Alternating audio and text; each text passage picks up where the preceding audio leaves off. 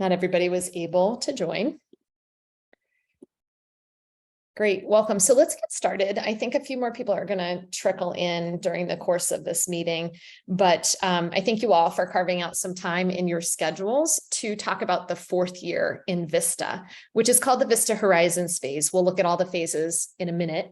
But this was a phase that we did some work on back in 2021. There was a Horizons phase build team that came together, worked together for over a year and a half in order to do enough planning that we could really work on the earlier phases, knowing what we were leading towards and building towards. So this is the agenda for today. I'll speak to the purpose of the meeting first, and I might as well do that now. So you are considered the stakeholders of the fourth year curriculum.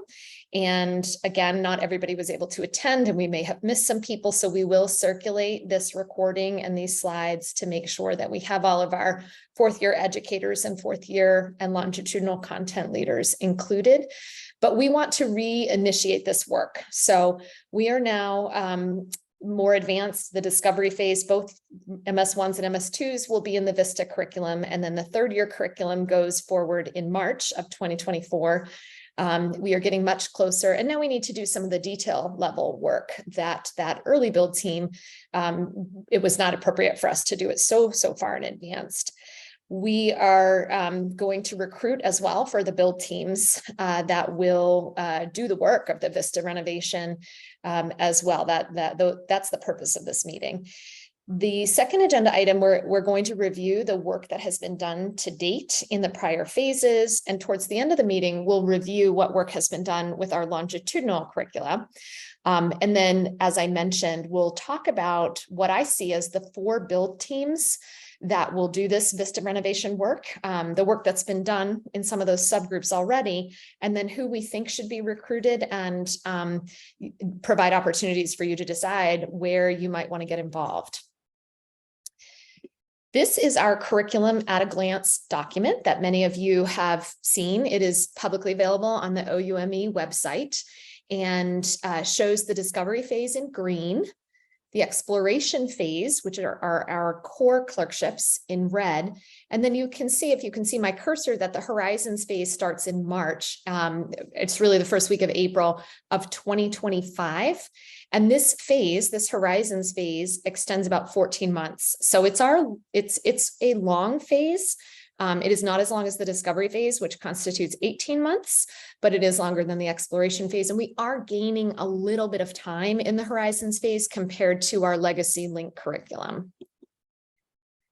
To briefly recap, it's very hard to do 3 years of medical school in one slide, but to recap what some of the important changes were in the discovery and explorations phase, I will share with you that the discovery, or traditionally preclinical phase, has been converted to a single pass integrated block-based curriculum. So where our students used to learn about normal anatomy and physiology in the first year, and then abnormal and pathophysiology and abnormal anatomy in the second year, that has been changed to this single pass curriculum. We have a dedicated day for clinical skills in the discovery phase. Every Wednesday, our learners are either participating in their communication science curriculum, physical diagnosis, or spending time in their integration and learning lab spaces, which are hospital sessions, and with their longitudinal preceptor. We try as best we are able to make the cases used in these clinical skill training days relevant to the block that the learners participating in at that time. Explorations, which was formerly known as the core clerkship phase, has been renovated as well. And we have just gone through, or we are in the midst of, the EPC presentation sequence there. So presenting that to our Education Policy Committee for approval is the active work in explorations. We have 4 integrated units you may have seen on that curriculum at a glance document. And there are new couplings of clerkships within those integrated units. There was a strong call for more ambulatory exposure, ambulatory training from our learners. And so each of those 12-week-long integrated units has dedicated space and time for ambulatory medicine. The family medicine clerkship is going to be longitudinal in the new curriculum and anchored within those ambulatory blocks over the course of the year. And then the population and community health clerkship, which used to be a second year activity, is moving to the third year in the new curriculum. Okay, so longitudinal progression and assessment is a really important thing to talk about when we're looking at the Vista renovation, because we're not just updating curriculum per se, but we're updating the way that we assess learners over time and the way that we track it. And I might argue that this is one of the most important pieces of the curriculum renovation. So aligned with GME, we have developed milestones that roll up to our physician competencies. I know everybody's familiar with our physician competencies. Those are the physician as communicator, physician as clinical problem solver, et cetera. Those, we have built out milestones that relate to those competencies, and we're using them deliberately across all 4 years of medical training so that learners actually have some valuable data about their progression over time. We are doing this data collection through a couple of things. I'm actually going to start at the bottom of this bulleted list here. All of our summative evaluations are milestone based in Vista. We are doing a much more deliberate job of recording formative evaluations too. So anytime a learner receives formative feedback, we try to include ratings on the milestone scales, but also narrative formative assessments in a place with a durable record. And then finally, we're using, in line with what other medical schools are doing, using workplace-based assessments for all of our clinical and simulation areas. And these instruments are also milestone-based. And all of this data goes into the student portfolio, which has not existed before in our medical school, but is really becoming the standard in terms of being able to give learners and their mentors and coaches usable information about their progression over time. I'm going to hand it over to our curriculum director, Dr. Turner, who's leading our portfolio project, to talk a little bit about what that looks like to the learner on the user end. Tricia and Lindsay, as we segue over, there's a question in the chat about how the milestones compare and or line up with the EPAs. Yeah, so we thought long and hard about, do we want to use the EPAs instead of the milestones, Dr. Carey, but we found them to be insufficient for our graduation competencies and our school's stated learning objectives because they are all clinically oriented. And so there are some connections that can be easily made to the physician as clinical problem solver competency and some of the communication milestones, but it's not one-to-one. We have many more milestones than we do EPAs, and some of the EPAs are not as specific as the milestones, if that makes sense. Yeah, thank you. I was just kind of curious because I hear a lot of criticism of the EPAs, and so I was just curious if you guys made your milestones, or if the UMass made our own milestones, or if you adopted them from we somewhere. built them de novo, and I think one of the reasons there wasn't a milestone project before now at UMass is because there's been a lot of murmurings, I guess, that there would be a national set of milestones, a AAMC generated set of milestones, but that has been the rumor for almost 10 years. And we said, enough waiting. We really need to be able to offer more information about progression over time to our learners. And we built our own milestone system, which that's had challenges as well. But I will stop here and let Lindsay talk a little bit about the portfolio. Thank you. And to just kind of add to that, we are still tracking the EPAs because they are still required by LCME to be reported as part of the accreditation. So we do still have that responsibility. So if we would ever need to match up again, we can actually do that pretty easily, pretty straightforward. And actually, considering the milestone discussion, I was actually in a meeting last week with some LCME that actually also still talked about doing a milestone, their own version, so that who knows. So they're still kicking that around. But for right now, we have our milestones. We're going to work on our portfolio, which is the discovery phase is actually launching in August. We hope to have that rolled out to the LC mentors so that they can start meeting with especially the second year students. There will be a little bit of orientation directed to the portfolio just to let students know that what the milestones are and the fact that this data will be collected. And then what we're doing is that would be phase 1 rollout, which starts the collection we're obviously going to go through exploration and horizons, which you can see up at the top here. This is clinical problem solver 1, the milestone related to it. So there's the discovery, which they would do in the first 18 months. Then there's explorations. And then we're talking about the transition to horizons. So as you can see, that what this is this is a phase 2 build. So this will be done by the time horizons comes around. So it's should be rolled out by the time explorations comes around, actually. But for each of those WBAs that Trish just mentioned, or any sort of evaluation that has milestones related to it and uses milestones, we're going to collect that, and whatever the faculty rating is, the student will be able to see how they do in clinical problem solver 1 from the first evaluation that they got to the last evaluation that they got. And by horizons, we hope that they're going to be in a 4 range, which, if you know from GME, is the graduation level. We didn't adopt the 5, which is kind of the highest level. It's kind of the attainment, but the 4 is our graduation level. And then you can see that at the bottom of this, for each milestone, there will be discovery comments, exploration comments, and horizons comments, again, so the students can get that formative development and see their progress through the curriculum. All right, next slide. And this is what we actually do have that's going to be launched. We have a couple other screens, but they're discovery oriented. But this one will be one that grows with the students. So from discovery all the way through to horizons. And this is actually live data now. I asked IT to take a screenshot of it for the presentation. And what you see there is we have 3 bases of data. We have the faculty summary, so what the faculty member gave the student for this individual assignment, or and then the class average, so what the cohort average was, and then what the student actually gave themselves on the end of year self-assessment.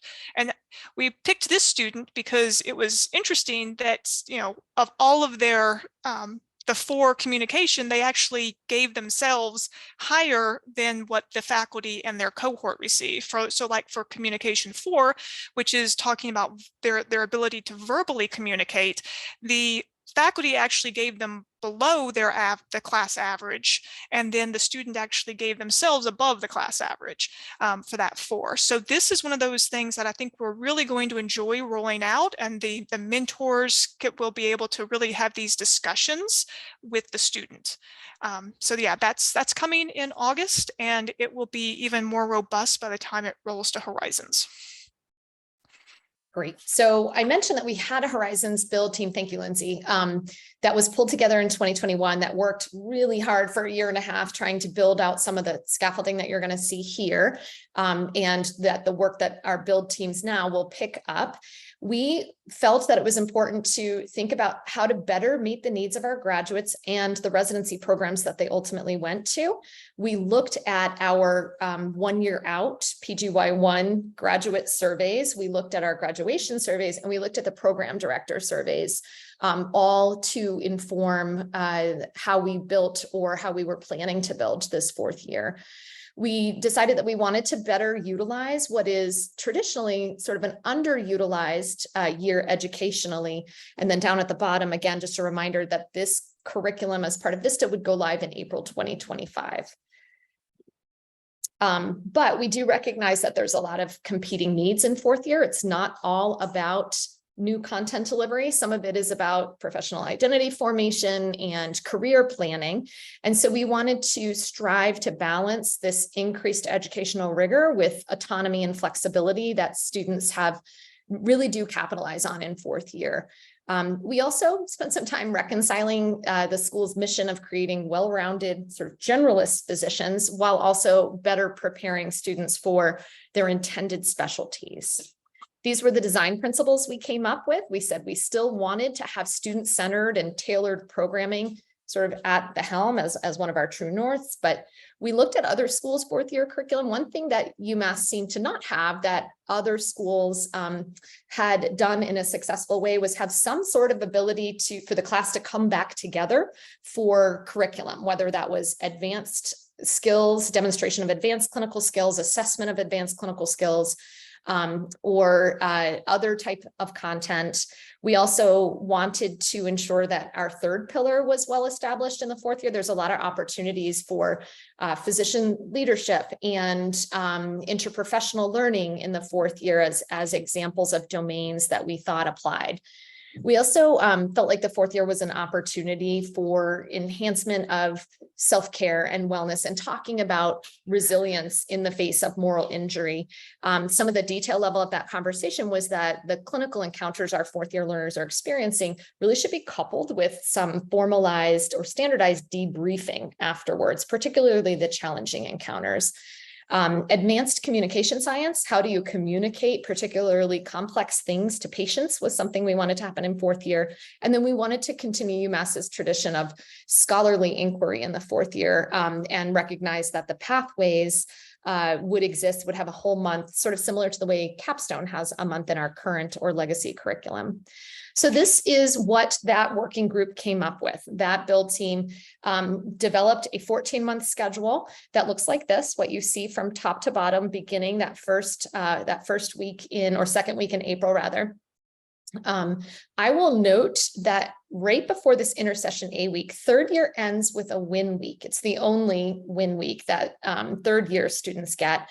Win week is a term that is used throughout the discovery phase. It stands for what I need. And that win week is really for students who might need to do some retesting in third year, who may need to retake their CCCA, their high stakes third year clinical skills assessment in order to progress. And then intercession A happens. And what is an intercession? So an intercession is this call for cohort curriculum that you just heard about in our principles slide. This is our answer to that. We have designed 4 weeks of content where the students come back together based at their Worcester or at their regional campus. I will share with you what some of the ideas about what goes into these intercession weeks is in the next slide, but you'll notice that there's 2 intercession A's and 2 intercession B's and 2 intercession C's and 2 intercession D's. The learner is only expected to choose 1. So they'll participate in 4 weeks of the available 8 weeks. This provides some flexibility. They don't have any requirements in the opposing week that they don't select. So if they participate the second week in April, they don't have to participate the second week in May. They've already done that curriculum. This provides some flexibility for away electives, which don't necessarily line up with our electives at UMass in the fourth year. And that can be a cause of some frustration for our learners.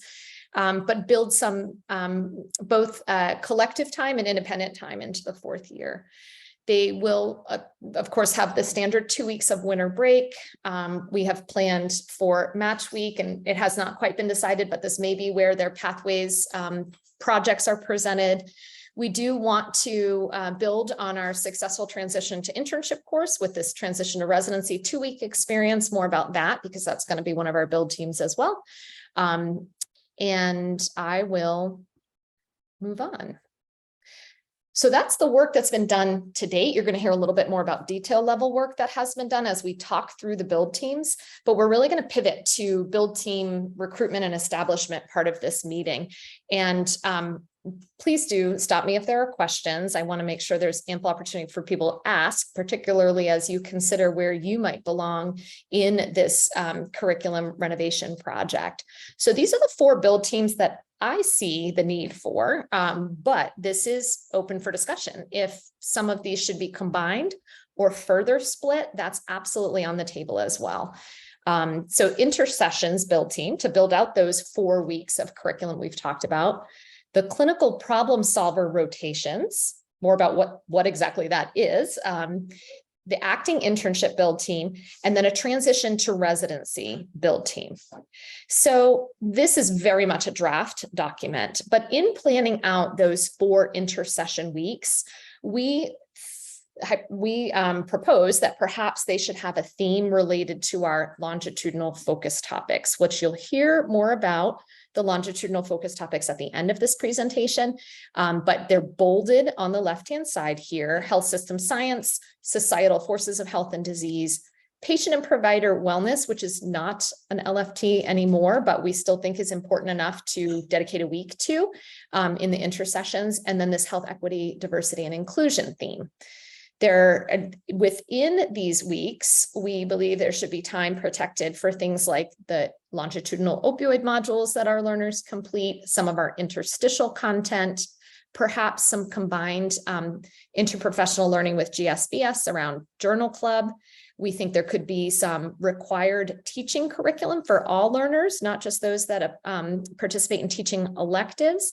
And then, of course, careers in medicine and becoming a physician will have prominent footprint in the early intersessions as students continue to plan their applications and their fourth year.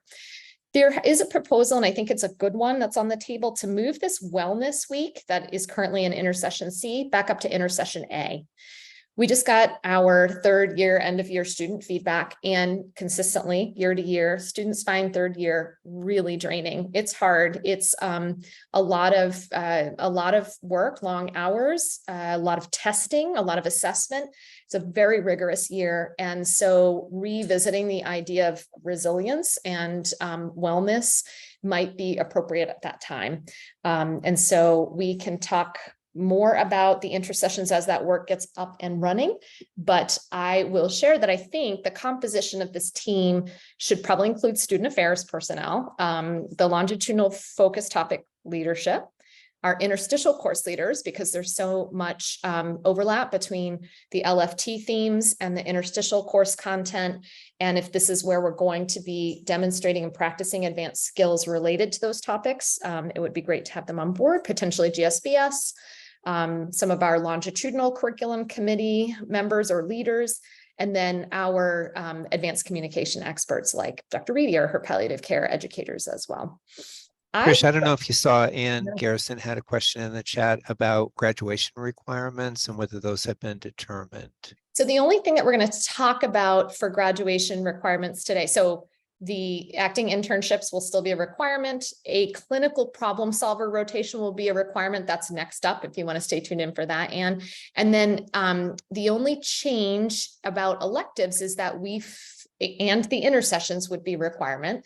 That there's a proposal to decrease the number of elective credits that are required for graduation from 24 to 20.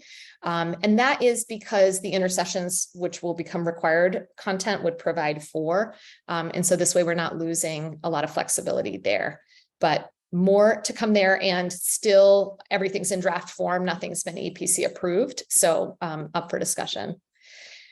If you see your name on the right-hand side, it's because I think you'd be a good fit for this intersession build team. If that is not something you're interested in, please do reach out to me, either confidentially through the chat or publicly through the chat. If you don't want to be on the team, if you feel like you should be on this team, please also, we would love to have your brain on this project. So please do reach out. This is very much a meeting for recruitment and to share what our work has been so far. Thanks, Mitch, for letting me know about that. It is hard to monitor the chat. So I want to talk a little bit about our clinical problem solver rotations. And what do I mean by this? Well, we heard a prominent piece of feedback from our student reps and in our program director surveys and our one-year out graduate surveys that our students felt that we did not do enough high acuity medicine, and we should consider a required ICU rotation in the fourth year. We had a working group that was seriously considering this and built out what we thought learning objectives would be for such a rotation, what the didactics curriculum would look like, what a schedule would look like. Do we have the resources at UMass and at our partner hospitals? When we did finalize our goals and objectives as a team, we saw a lot of overlap between the goals and objectives for our emergency clinical problem solver rotation. And so we won't look at those in detail here, but we got to the point where we said, well, we really have three options here. We could have a new ICU rotation that's required. We already have elective ICU rotations. We could allow and we could require both. That was option number one. Option number two, we could allow students to choose either or an emergency clinical problem solver rotation or critical care problem solver rotation, and only one would be required for graduation, or we could create a new combined critical and emergent care rotation, or potentially even shorten both of them to 2 weeks. And so what the group ultimately decided was to allow students to choose, but to, in some ways, regulate that those similar learning objectives that there be shared learning objectives and to make sure that in our curriculum oversight, those do not grow too different from one another. And so that is what the work of this build team would be. The clinical problem solver build team is to work on the shared objectives between the two and to launch the new critical care clinical problem solver rotation. So this is our drafted proposal. I only want to draw your attention to the bolded component here because this spells it out that the ECPS and C3PS will be separate courses with the possibility for shared didactic and simulation activities, and students must choose one of the two. Who do we think should be on this build team? Well, clearly critical care and emergency medicine educators should. Palliative care educators may also be really valuable here, and student representatives. The names you see listed to the right are the people I think should be on this build team and who have contributed to some of this work to date. And so please do let us know if this is a build team of interest to you. We do need more people working here. And again, the work is going to be building out that new rotation and also making sure that the shared objectives and the schedule make sense. We'll move on to talk about our third build team here, and this may morph into 4 sub build teams. The acting internship renovation. The work before this group is to look at our 4 acting internships, which our students have to choose one of those as a graduation requirement, as most of you know, and consider our assessment. How does this fit into our new longitudinal assessment paradigm that you've heard about? Our tracking of competencies, our demonstration of advanced clinical skills. How connected are our acting internships with the core clerkships from their own department? Does one know what the other is doing? And is it truly a continuous educational experience? And then we want to ask our acting internships to meaningfully integrate the longitudinal focus topic content. And again, there will be a little bit more to come when Mitch talks to you. So certainly we want acting internship leaders to be on this team. I do think the longitudinal progression and assessment team probably needs some representation here too, because I think that will be part of the challenge and the work for this team is thinking about assessment, which is a little free form in the 4th year in our current system. I think having clerkship leaders might be helpful as well, and then student reps, of course. So please do let us know if this is a team you want to join, or if you have ideas of others who might be appropriate for this team. Great. Okay, what you're looking at here, we're going to talk about the 4th build team in this next set of slides. So you're looking at a slide from the AAMC from their survey of medical schools in 2021. And on the right-hand side, you see schools that indicate that they have a course for transition to residency for all students. It's the same course for all students. On the left are the number of schools or the schools in the survey that said, we have a specialty specific course for transition to residency. And I share this with you first in talking about this build team, because I want you to know that this is a really active national conversation. And there's a strong push for there to be a standardized curriculum for the transition to residency. If this is of interest to you, I just wanted to put it on your radar that there's a transition to residency symposium that's free. It's virtual, coming up in October from 2 to 5 that the AAMC is hosting. The transition to residency build team that I would like to see would be composed of learning community leadership, simulation experts or people with an interest in simulation, student reps, and potentially 1 or more acting intern course leaders, potentially even a recent graduate. Sam doesn't know that I volunteered him for this position, but Sam Fox is a graduate. He's a first-year student at our a first-year PGY1 at our institution, who is also very active with the Vista leadership team as a learner. So he knows the Vista content, and he's also a PGY1 here. So if this is of interest to you, please let us know. We'll put you on this build team. And if you don't want it, but you see your name here, please also let me know that too. Okay. Sorry to interrupt. Am I allowed to suggest somebody for that build team who's not on this meeting? She's actually one of our fellows in the emergency department. And I think she'd be perfect for that. Yes. Can I give you her name later? Okay. Yes. or chat it to me or anything. Yes, you absolutely can volunteer people who don't know they're being volunteered. They will have the right to say no, of course. But we want to make sure that people who have content knowledge or interests in these areas are being included. Okay, and I see a couple other direct chats. Awesome. Thank you, Jen and Chris. I will take note of that. Okay. Electives, as I mentioned to Dr. Garrison when she asked her question, we do think with the required 4 credits that would come out of this proposal for intersessions that we should not require 24 credits for graduation. So that will be a proposal that we'll need to talk about and would need to be EPC approved. That said, there would be no change in the number of expected more autonomous clinically oriented electives, the subtype B1 and the A-type electives. I want to take a moment to just mention that the curriculum oversight structure has changed dramatically with Vista.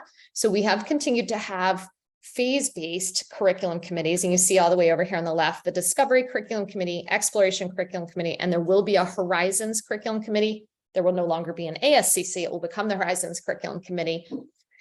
But there's this new required rotation subgroup. It feels new to those of us who are 4th year educators, but the the core clerkship leaders have always participated in a subgroup just for the clerkship directors. But we really think it would be beneficial to have the other required rotation directors participating in that subgroup to make sure that, again, our education is one longitudinal experience and not disjointed by phase. We also have a number of longitudinal curriculum oversight committees now that are subcommittees of the EPC, Health System Science, Longitudinal Themes, and the Assessment Curriculum Committee. I'm going to hand over to Mitch here. I'll look in the chat and see if I can answer some questions, but Mitch is going to talk a little bit about what students have learned about those longitudinal focus topics through the discovery and exploration phases of the curriculum. Yeah, and I might, thanks, Trish. I'll add a couple words at the end about thinking about Horizons and sort of how that would kind of connect to this. So just a reminder that we have now the 3 longitudinal focus topics and just the people. I don't know if Susan is on this call, but Yasmin and I are here with our Health System Science LFT Director and HEDI LFT Director hats on, and Susan is the 3rd member of our team. As Trish has already referenced, and it will continue to come up, we are not looking at provider well-being as a longitudinal focus topic, but we are still very much connected to Emily Lavoie and Office of Student Life, Alan Acosta, where that is positioned now from the standpoint of how the School of Medicine has organized it. So relative to the question of discovery and longitudinal focus topics, as most of the people on this call probably know, we have been working for years before Vista launched, kind of in sequence. So with the discovery phase, they were build teams, they are now block teams, to integrate the longitudinal focus topics into all of the courses during discovery. What exactly is there and what was planned to have been there, what actually did end up in the curricular content, what the students learned and how well they learned it, we are still studying. And Yasmin Carter is on this call. Well, she has 2 hats on today because she is the longitudinal focus topic integration director, she, along with me and Susan, are looking back at Discovery 1, the first cycle, let's say, of Discovery, to really compare what the build teams had planned to put into their blocks from the standpoint of LFTs, what actually ended up there, stuff that ended up there that they didn't plan necessarily to have, or at least indicated to us on their core topic templates that they had planned to present, and also obviously the most important piece being what the students actually got and internalized, what they learned. So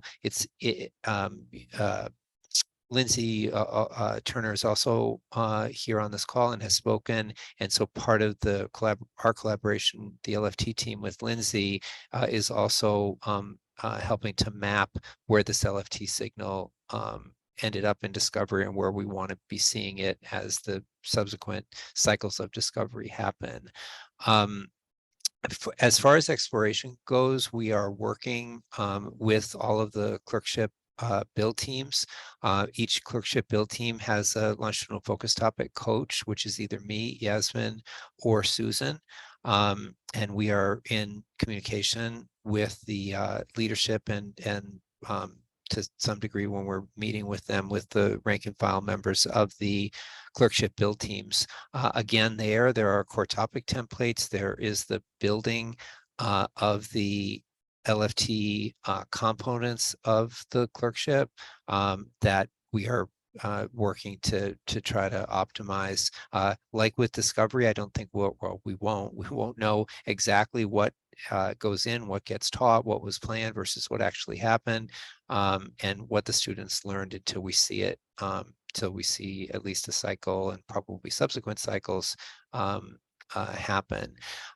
We have, and this is a lot of this is Yasmin's work, and I want to make sure that she's credited for that.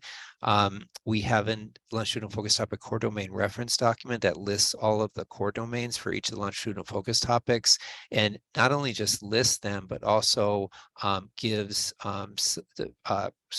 subdomains and new for 2023 examples of not only what curricular content would look like for each of the LFT core domains in a preclinical setting, in a clinical setting, but also starting to get some ideas going about assessment.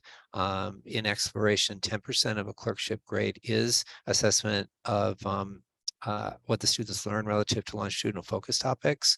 So that is something that is very much on our collective radar screen relative to the work we're doing with the LFT group, and also ongoing collaboration with Lindsay.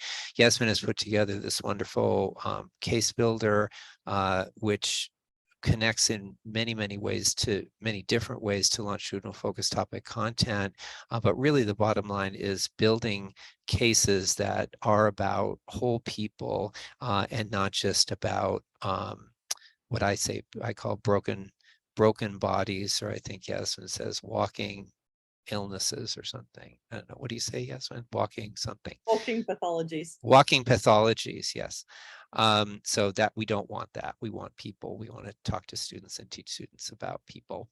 And I already referenced the CTTs. Can I just say one additional thing, Trish, which is just that in Horizons, as we look at all this, because that's why this slide is here, and we look at what a fourth year student hitting those intercessions has in their heads and what we want them to have in their heads.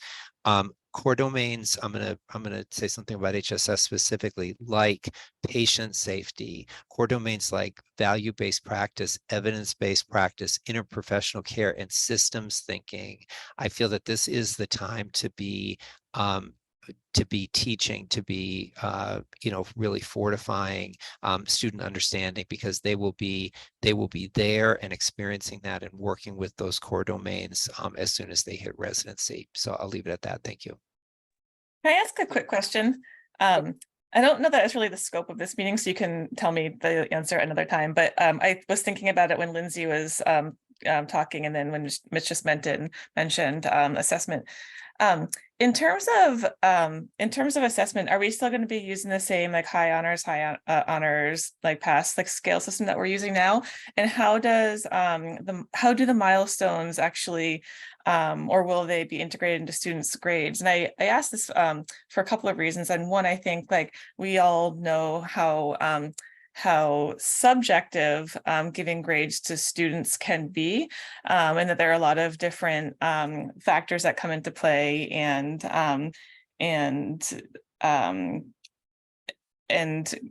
sorry, I'm at a loss for words right now because I'm a little bit overtired, but just kind of thinking about how like equality when we're assigning grades to students. So it's a great question, Jen, and one that very early on when we were planning the third year, the dean charged the EPC leadership with this task force around deciding if we wanted to continue to be a school that uses grades in third year or not.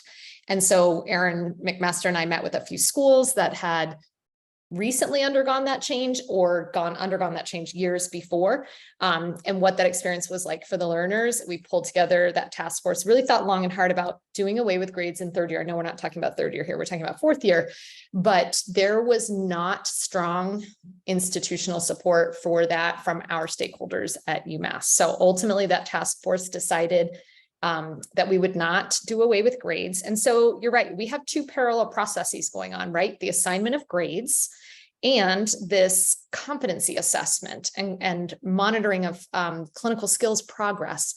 And I do not feel confident that those two things are the same. We have instruments now that are built around, in the LINK curriculum I'm talking about, that are built around our physician as whatever competencies, so physician as communicator.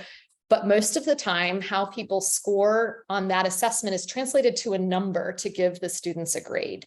So, and there's a lot of subjectivity and bias in the way all grades are done.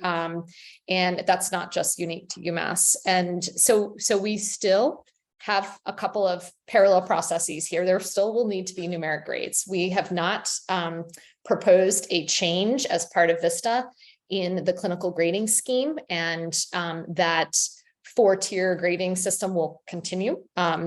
The competency assessment, though, I believe we can make much more reliable and valuable. And so that's my brief answer. We can talk more about it offline or in another forum, because I don't want to take up all the time here, but you're spot on. We've got two things going on, numeric grades and competency assessment. Thank you. Yeah, I'd love to talk to you offline to hear a little bit more, because I think it's a really important topic. Thanks. It really is. Okay, Manas, do you want to talk a little bit about longitudinal biomedical topics? I do. Thanks, Trish. Good morning, everyone. Well, this slide stayed up on the screen much longer than I had planned, but hopefully it gave people a chance to be reminded of the longitudinal biomedical topics and our VISTA promise of integrating and longitudinally threading each of these topics through all phases, all 4 years of the curriculum. So as you can see on the screen, anatomy, cancer concepts, embryology, histology, imaging, nutrition, physiology, and pharmacology all have named and supported leaders from the school who will be working with you, the leaders of this phase, and try to effectively integrate, each of these into this phase as well. The talk about pathology reminded me that there would be in the near future another longitudinal topic added to this list of pathology with a named leader, which is absolutely essential, for integrating that topic in each of these phases. The next slide, please. So I want to talk about how this integration has worked for the explorations phase just a little bit, and want to start by saying that it was initiated by our student leaders in the VISTA leadership team. They had identified spaces, links where the longitudinal biomedical topics would naturally align with some of the clerkships, and that was really the first effort in the process of tying any sort of integration of these topics to the clerkships. Following which, we had those named LBT directors, touch base with the clerkship directors, and this occurred in many forms. Like, they were invited to the curriculum committee meetings, they were invited to individual build team, clerkship build team meetings, and it was a two-way communication that was established between the LBT directors and the clerkship directors. Some of the principles that we had worked on was trying to find asynchronous times and modes of presentation, because as we all know, clerkship is very intense and very demanding for time. So of course we had to ensure that none of these LBTs took a ton of clerkship experiential learning time from our learners, which might be slightly different. I don't want to speak for the leaders of this phase, but it might be slightly different for this phase, which probably is not as has a high demand on time, on learners' time.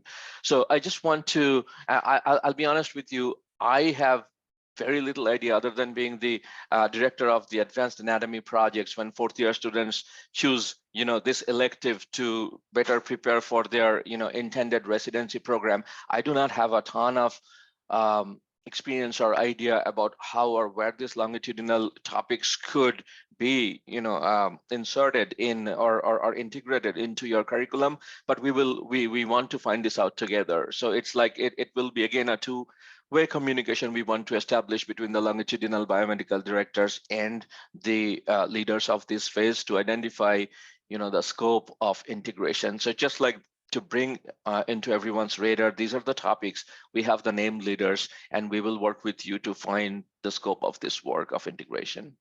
Thank you. Back to you, Trish. Yeah. Thanks. I'm going to give Melissa the floor. Dr. Fisher is going to talk for a couple minutes about technology and simulation.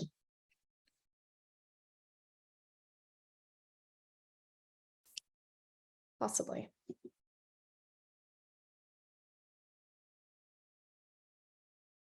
All right. Dr. Fisher, you may be unavailable at the moment, so sorry, I was just getting my camera back on. So very quickly, just wanted to talk with folks a little bit about thinking about how you integrate technology and simulation into this period. Certainly the students will have much more experience, both clinically and with simulation at this point. So wanted to share that in their first discovery phase, the students will all have had at least one simulation experience for each block that they participate in.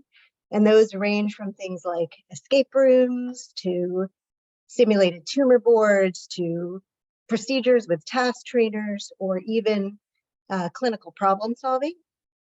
And we can work with you to let you know what's been happening so that you can build on and grow on that. They also will have had a point of care ultrasound curriculum.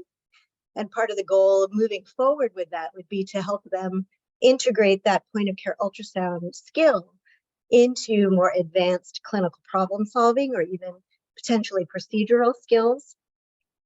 And they will have been interacting with the EHR classroom, which is a training version of EPIC that has been created for students to interact with starting again in the early discovery phase. We're building some experiences using the EHR classroom in collaboration with many people who are on this call throughout the 4 years. And so there could be an opportunity for them to have more advanced technology or simulation experiences around things like quality improvement or patient safety using an electronic health record at this phase. So just thinking about, thinking creatively about what you might be able to do.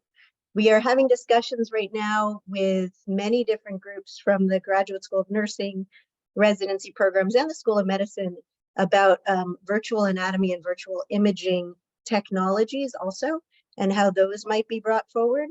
And we have a growing but small capacity to get more involved in creating some virtual reality experiences. So if there are people who really want to think about that, we would like to partner with you. So please reach out with any questions or ideas.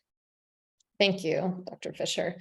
So last couple slides here. What's different from advanced studies to Horizons? There are those intersessions that we've planned based on that stated need for connectivity and formal advanced skill development and assessment.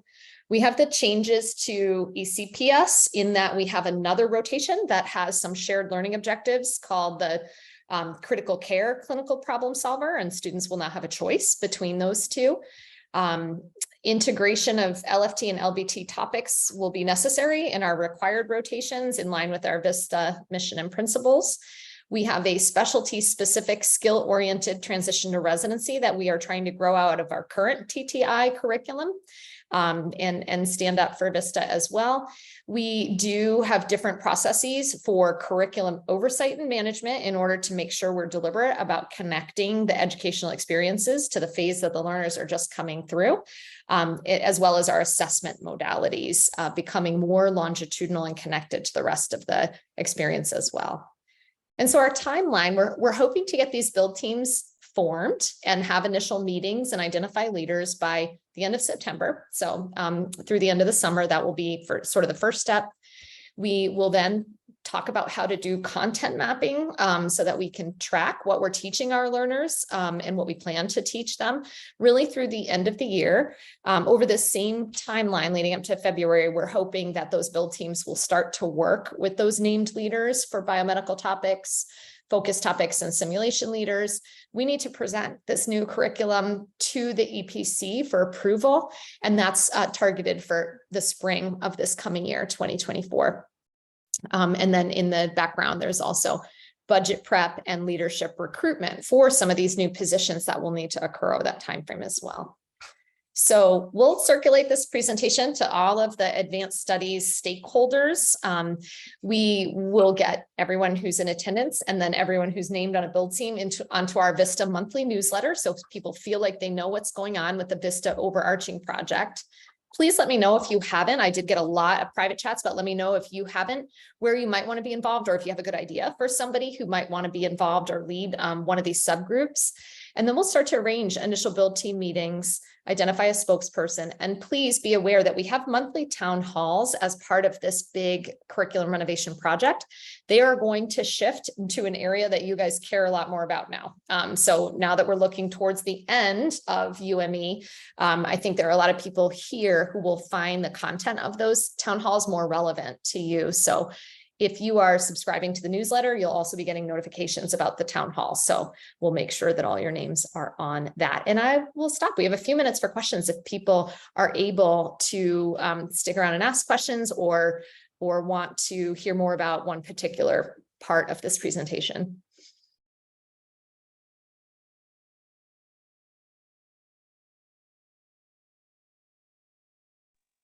I have one quick question. So one of the surveys I think you mentioned from the current interns or the ones who graduated school said that they did not get enough like critical care or acutely ill patient experience.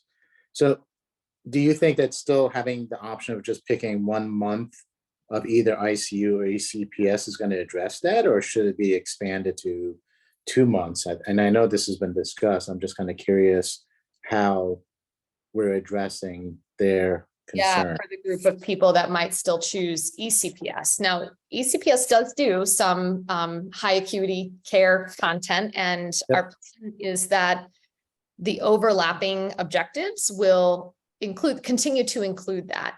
I think students have variable experiences rotation to rotation on ECPS. And so some may say, yes, I got a great critical care experience here. And some may say, for whatever reasons, I wasn't exposed to the same thing as this last group that went through. I also think that the onus is on us to gear students who are going into specialties where critical care may be more important towards that option, right? So if that student thinks they might want to be ultimately work in an ICU or PACU or whatever, we may say you should choose this one. But that's up to us to help them see the relevance there. I should say that part of that critical care clinical problem solver plan is to include all of the ICUs in the system, including like the pediatric, the NICU, the surgical ICU. And so students might see the ability to do some, if they know where they're headed at that point, hopefully they do, that to do more residency preparation through that amount of options too. Can I just add one more quick thing? So in emergency medicine right now, we have 20 to 30 students, and we can't accommodate them all at our university campus.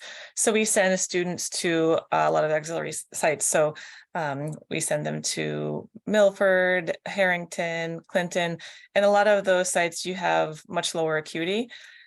When this changes in a couple of years, each EM block will have fewer students. And so we'll have more control over where the students are rotating and what shifts they're doing, which potentially could translate to like more higher acuity like patient encounters in our emergency departments. That's helpful. Thank you, Dr. Carey. That makes sense. Thank you.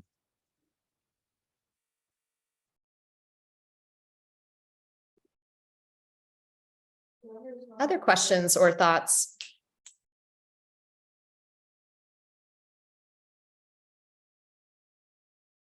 Great. Well, thank you all. I'm really excited. This is the phase I've been looking forward to all along. So I think this is going to be really fun to do some of the detail work in fourth year. And I hope you all can join me again. Please let me know where you want to get involved or who you think should be involved. Thanks so much for your attention.